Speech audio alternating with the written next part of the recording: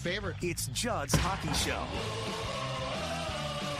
Well, welcome in. Oh my Judd's God. Hockey Show. Need a cigarette. Oh, what a game. What a game. 2-1, but fantastic. In overtime, Matt Boldy gives the Wild the win against a very good Devils team.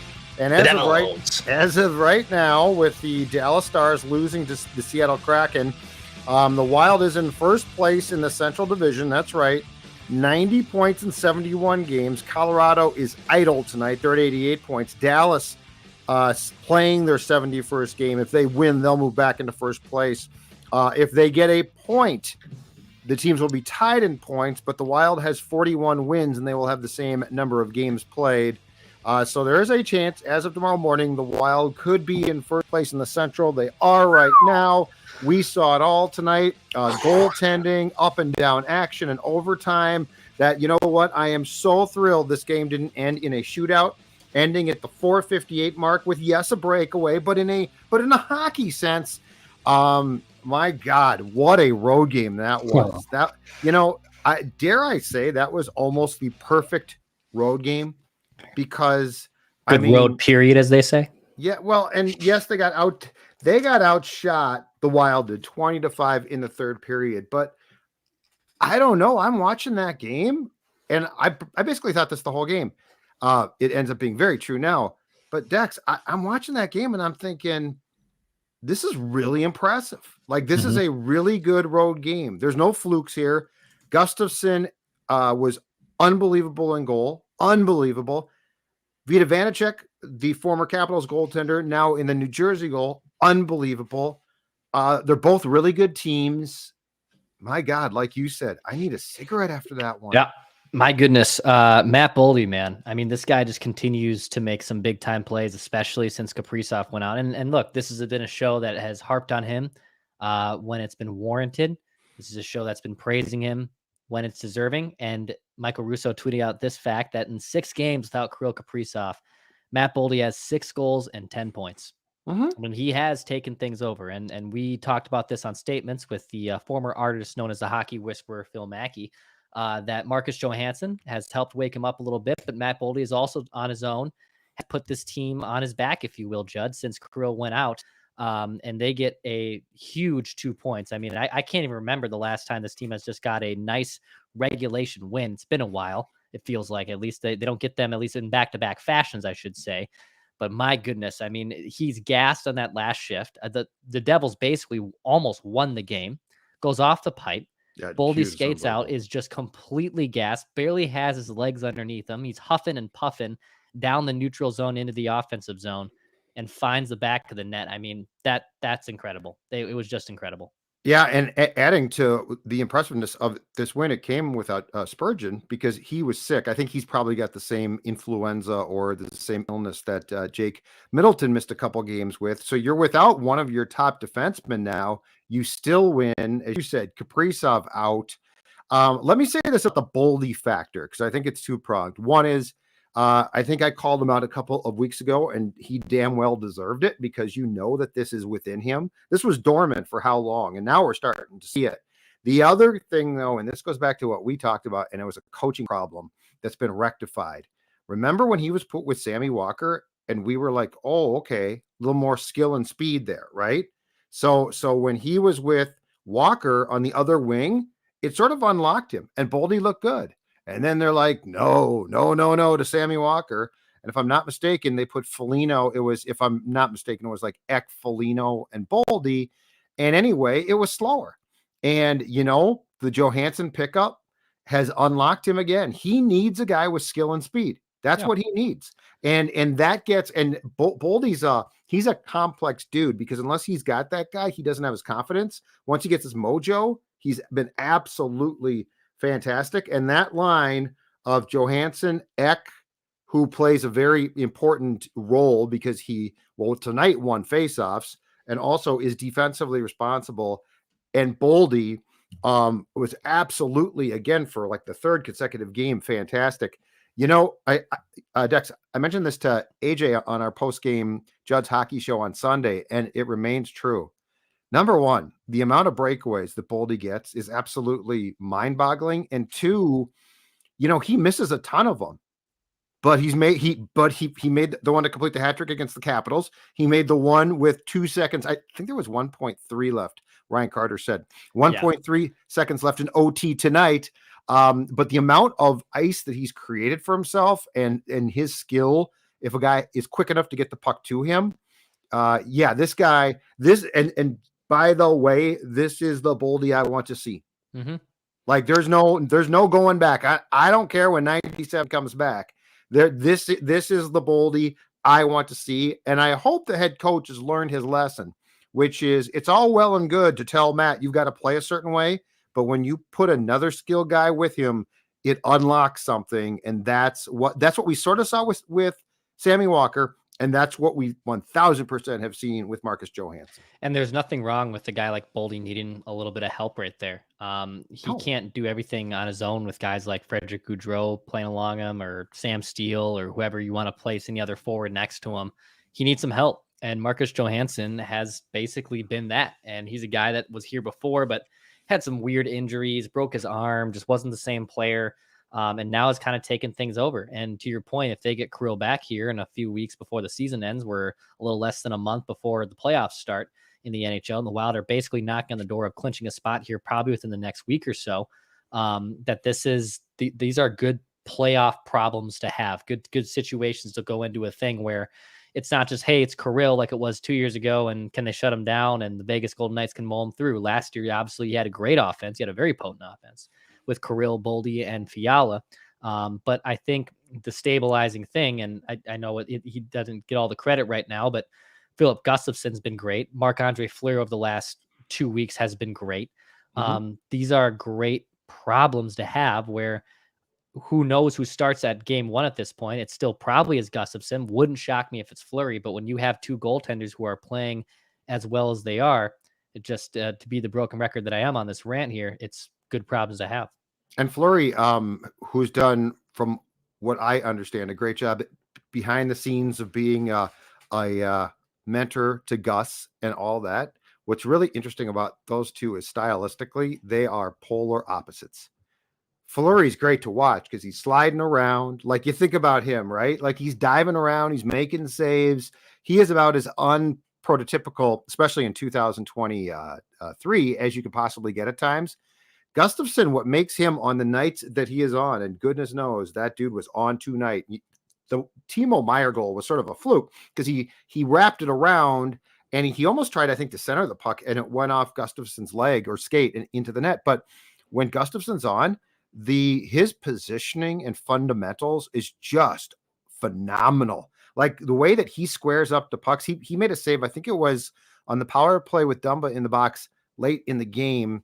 I think it was off of Nico Hischier's stick. And Hischier had a really nice shot. And Gustafsson's ability to slide and maintain his positioning and make saves, he is just, when he's on, he is fantastic. And it's interesting to watch those two because they have nothing in common from a style standpoint, but I think they do a really good job and have done for quite some time now of playing off each other. Dex, one thing I'd like to bring up, and this occurred to me in the first period, and it was true the entire game again, and it was true Sunday, certainly in the win against Washington, and hell, it was true on Saturday against Boston, which was a very good game. The Boston game that the Wild lost, they played well. Like they played hard. But what's really impressed me, and this is something we didn't see until I would say it started with the Devils game that was here, and I think went to a shootout. The Wild won, and that sort of started the turnaround. But since that game, what just strikes me, and I feel like non-hockey people feel it's a cliche and ask you for like examples. And this is a perfect one. The compete level of this team in every game now is so damn impressive. Like when people are like, what does that mean? How do you quantify that? The analytics can't quantify that. I would urge you to just watch the games. And you can tell when a team is engaged. And that doesn't mean they're going to win every single game. And Boston is damn good. And I'm not saying that the Wild plays perfect games. They don't. but have you noticed that really since that stretch started, and I think the deadline moves help too. I think the elimination of Jordan Greenway helps a lot.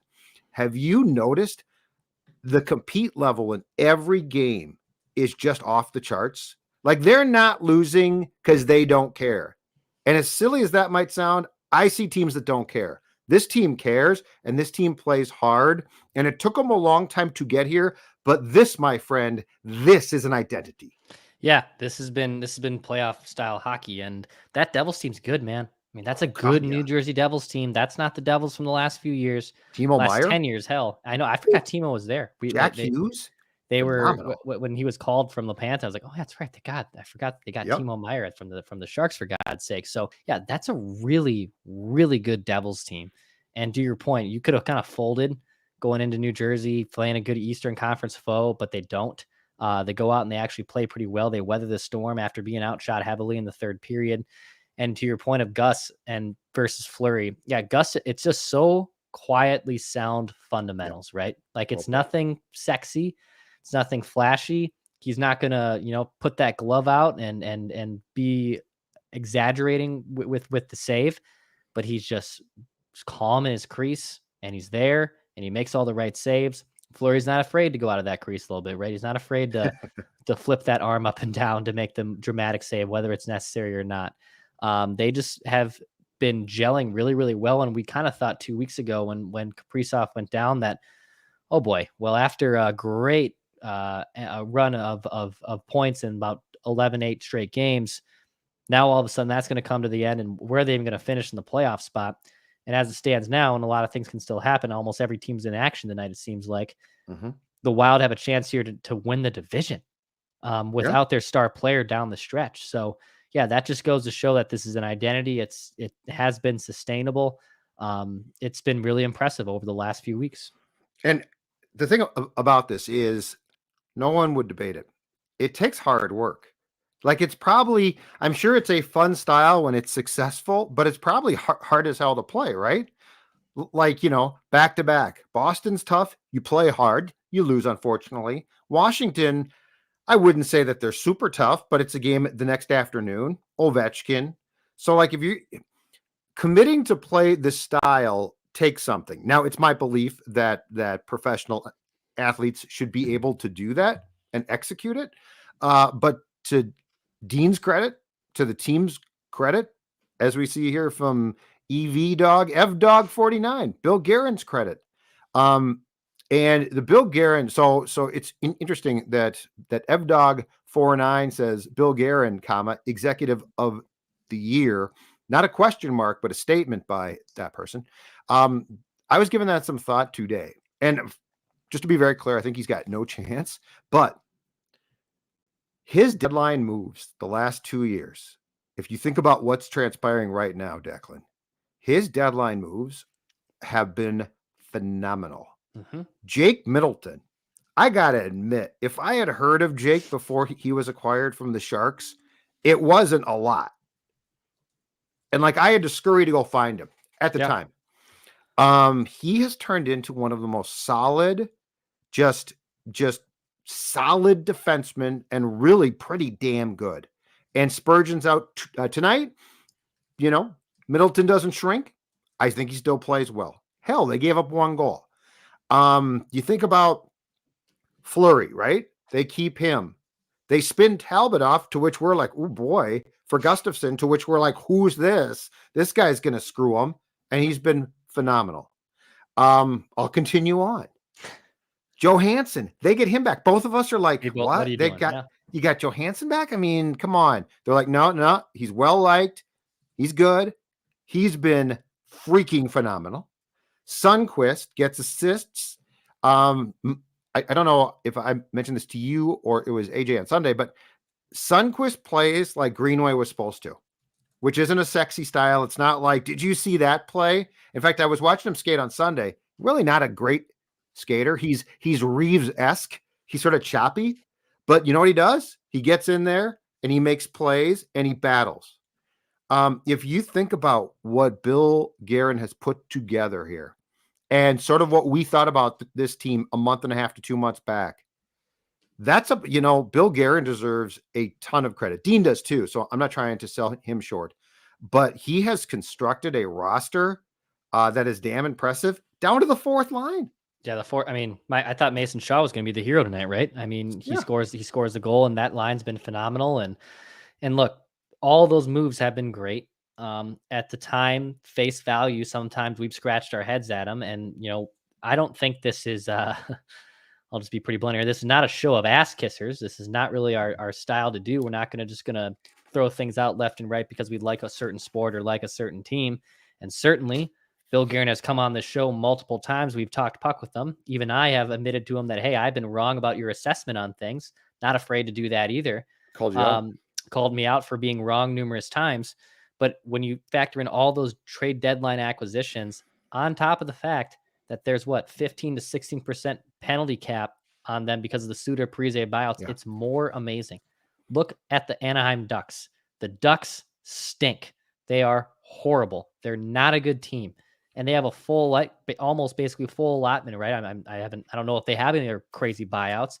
There's 5 to 6 teams in the NHL right now that don't have 16% of their salary tied up to players not playing for them.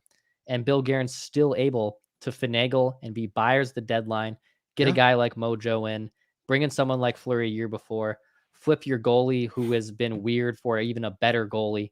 It's been phenomenal and still yielding a really good prospect pool that you still haven't really tapped into fully and you haven't surrendered. It's incredible work. Like, I don't know how anyone can really look at it and say, well, he could have done more, or he should be calling up Marco Rossi, or there's other things that you could be doing. This team is in first place in the Central Division, and they're finding ways to win on very great, savvy moves, and the entire roster is gelling. It's been phenomenal. Yeah, and as I see, our comments here, and yes, this guy can be an adventure at times, but Klingberg has, Klingberg offensively has more skill than most of the Wild's defensemen. The way he handles the puck at times in his own zone makes me a little bit crazy. He's not a trade deadline acquisition, but you know what originally got this thing turned around a little bit was the acquisition of Ryan Reeves from the Rangers. So yeah, there's just a whole bunch of things. And it feels like, and this is what I like, because far too many times in this town, the GMs don't do this.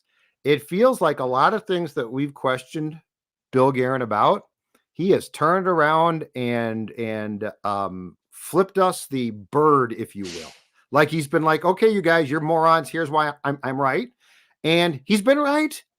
He's been right. Like in fact, I found out because he was on a show, I think, down in Iowa with his Des Moines team. It's not Rossi. It's Rossi. It's Rossi. Yeah, and roll the R, which I can't. Rossi? You can. Rossi. Okay. Yeah. Oh, that's good. Yeah. So he allowed us to mispronounce his name until now. But anyway, Rossi. Yeah, there was a time where I think we both were like, why don't you call, in fact, I know I said this. Call the kid up. Yeah. Give him a chance. What are you doing? And they're like, no. And right now, to your point, who are we to say, well, you screwed that up?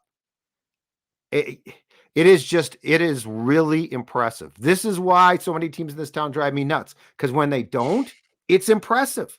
Yeah. This team is doing, and can this team make a playoff run?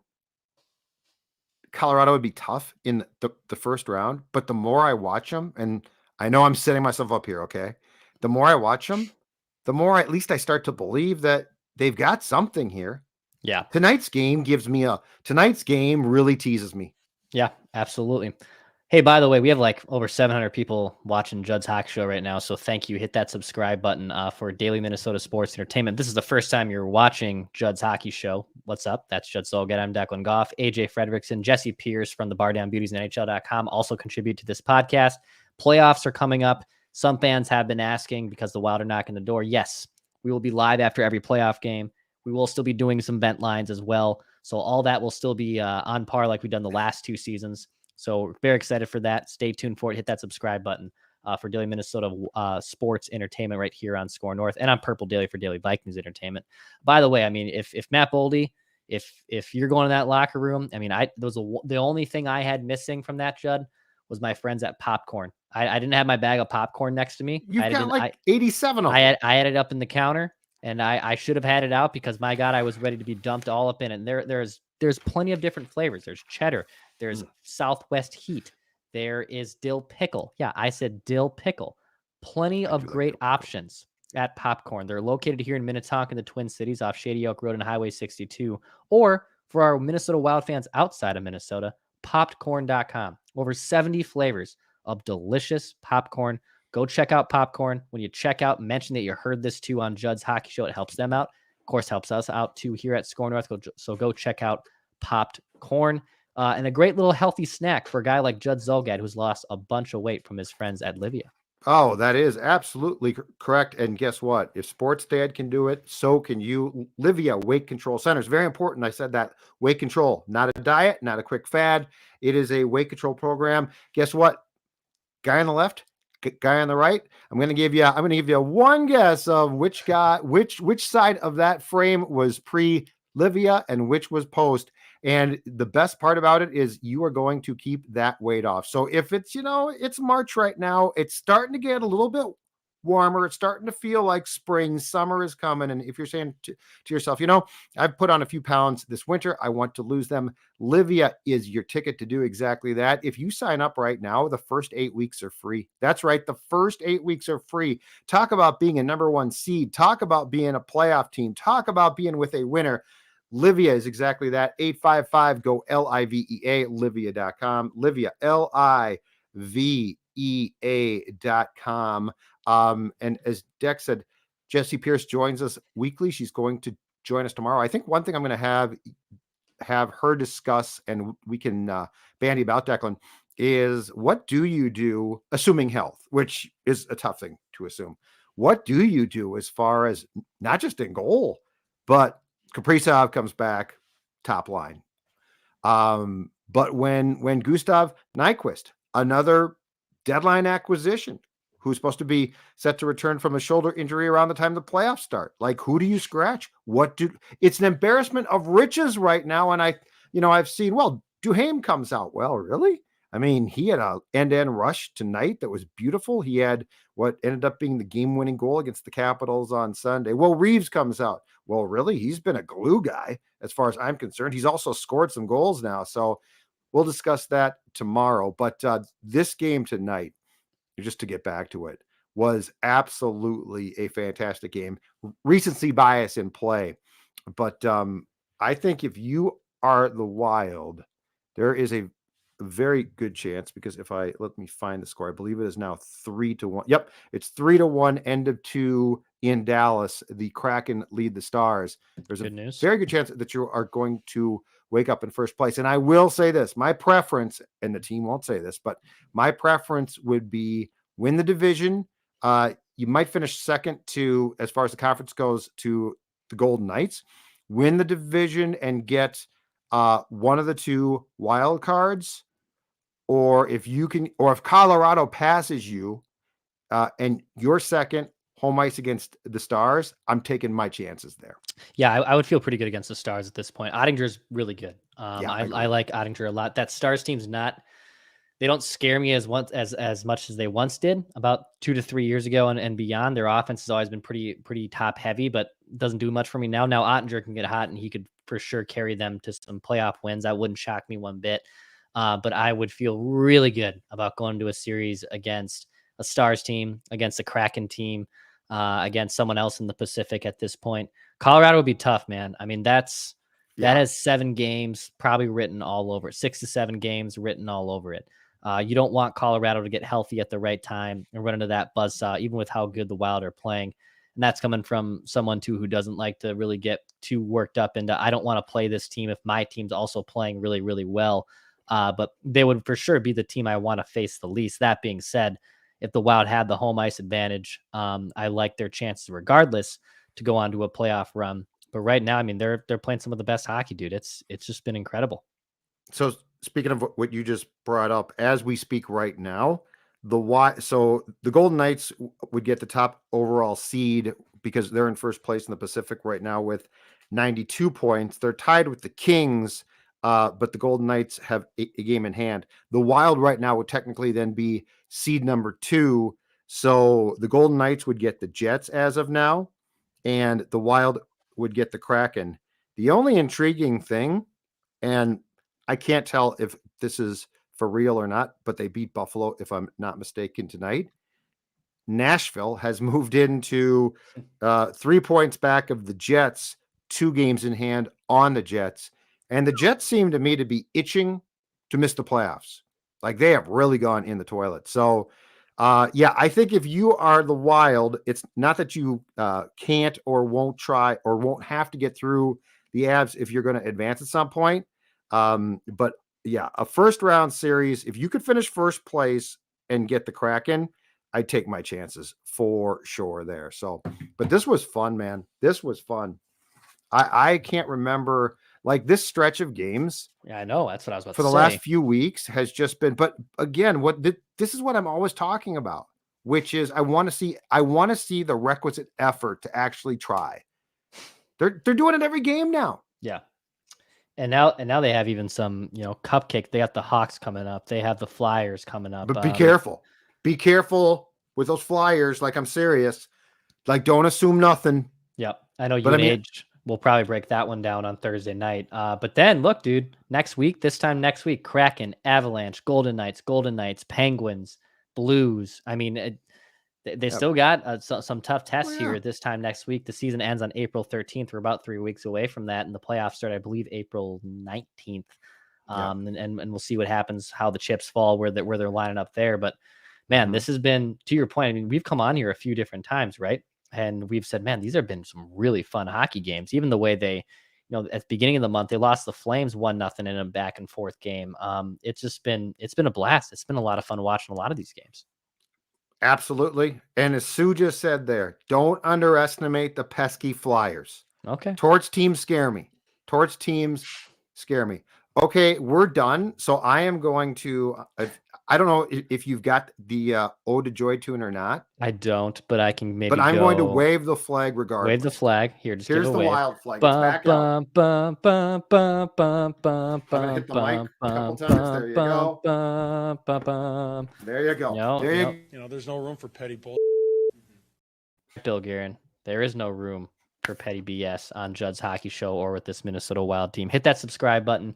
Thanks for everyone for hanging out with us. We got a packed room right now. And again, if this is the first time you're discovering Judd's Hockey Show, thank you. Hit the subscribe button. Run Apple, run Spotify, Score North app, wherever you get your podcasts. This is Score North. We'll be back tomorrow. Some write that down predictions with the artist formerly known as the Hockey Whisperer. Maybe some predictions from LA. He's out in California right now. Might be crafting a few predictions as we speak, Judd. So very excited to hear from that accountability session. We'll see where it goes from there. And remember to pass, shoot, score. Listen, you guys know what this is all about, right? Right? What's it all about? Spurgey? Hard work and having fun. That. This is about winning.